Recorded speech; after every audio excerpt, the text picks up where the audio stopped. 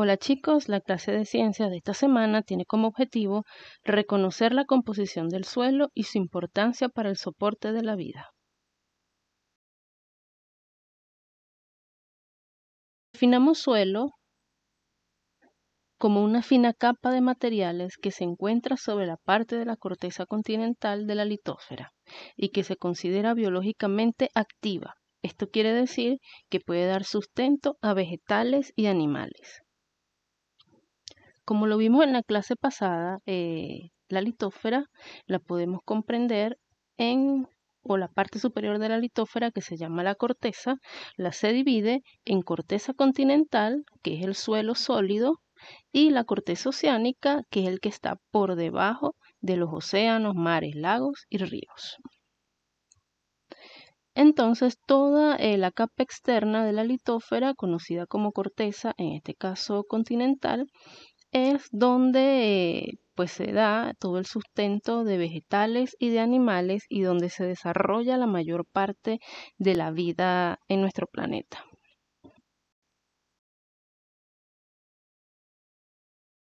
El suelo está compuesto por distintos materiales, algunos gases, algunos líquidos, algunos sólidos, que los hacen ricos, que los hacen fértiles para la siembra y que hacen que todas las plantas y los animales que conviven allí, que hacen vida allí, puedan realizar sus funciones de forma óptima. Uno de esos componentes son los fragmentos de rocas y minerales. Estos son productos de la meteorización de la roca, o sea que las rocas se parten, que las rocas se deforman por acciones del aire, del agua. Y allí, como fragmentos o como roca, podemos encontrar que hay gravas, o sea que son rocas de tamaño grandes y gruesos, arena, que es tamaño intermedio, y arcilla, que es de tamaño fino.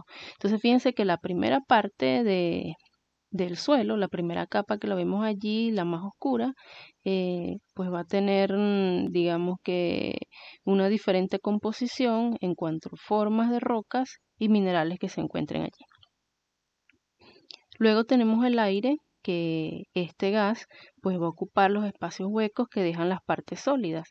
Es decir, que entre la arena, entre la arcilla o entre las mismas rocas hay espacios vacíos donde se acumula el aire.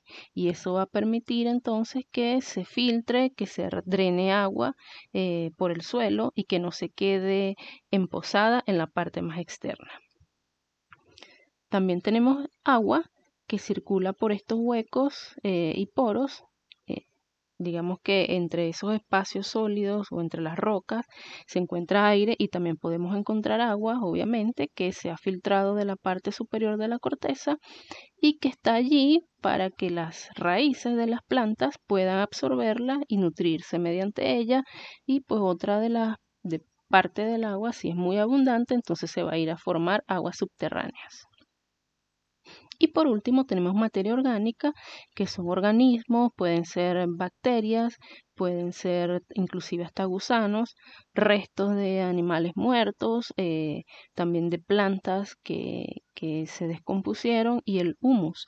Esto lo que va a hacer es que el suelo sea rico y nutritivo.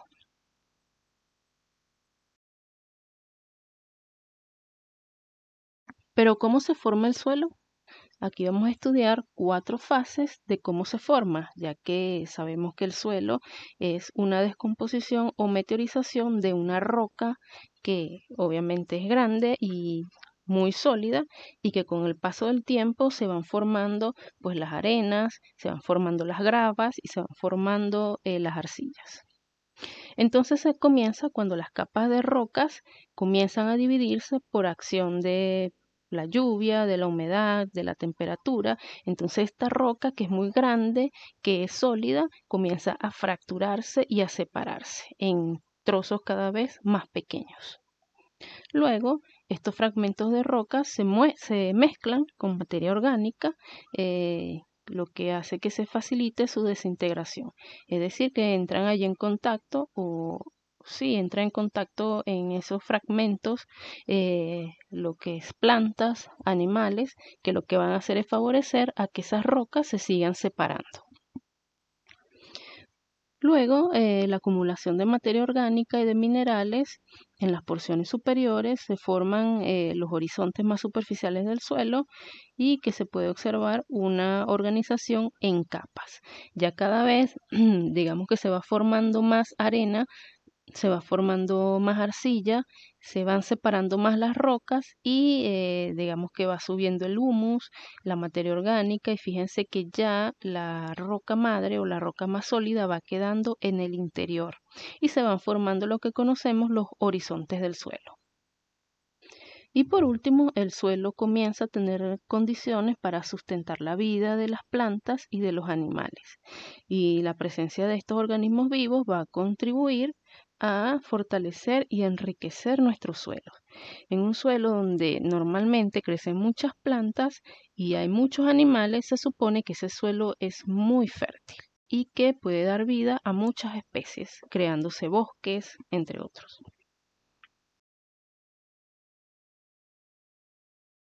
Ya luego de que se forman los suelos, fíjense que se va a separar en horizontes. Un horizonte es, digamos, una forma de representar lo que está ocurriendo en el suelo o lo que es apto para cada capa del suelo. Si nosotros cortamos la corteza continental, la corteza terrestre, como también se llama, vamos a observar que se divide en partes más oscuras, partes más claras, donde podemos observar mucha presencia de rocas, partes donde hay ausencia de estas, y eso es lo que se conoce como horizontes del suelo.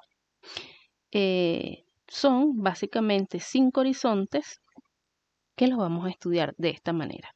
El primer horizonte, que es el más superficial, es el horizonte O.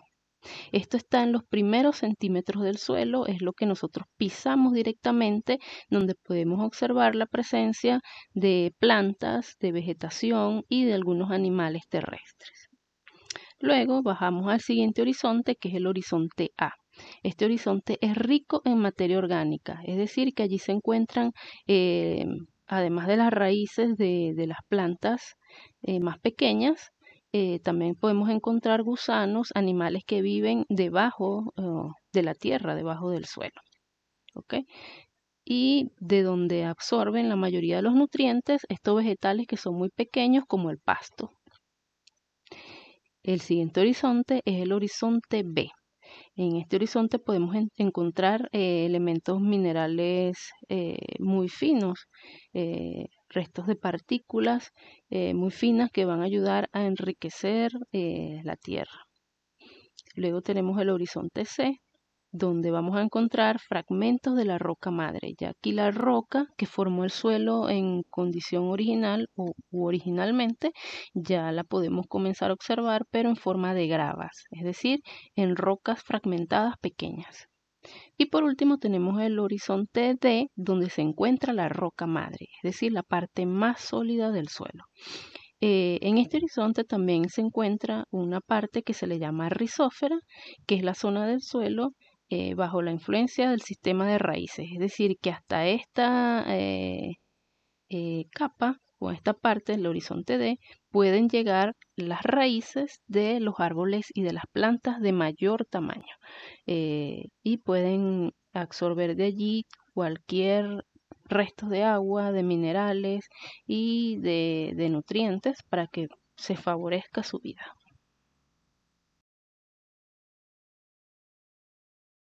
Entonces el suelo, nuestra corteza terrestre, es apto para que se desarrolle la vida en él, ya sea en el interior, fíjense que podemos observar raíces, podemos observar inclusive algunos roedores que hacen vida allí, crustáceos, gusanos, restos orgánicos pues de hojas, de plantas que se descompusieron.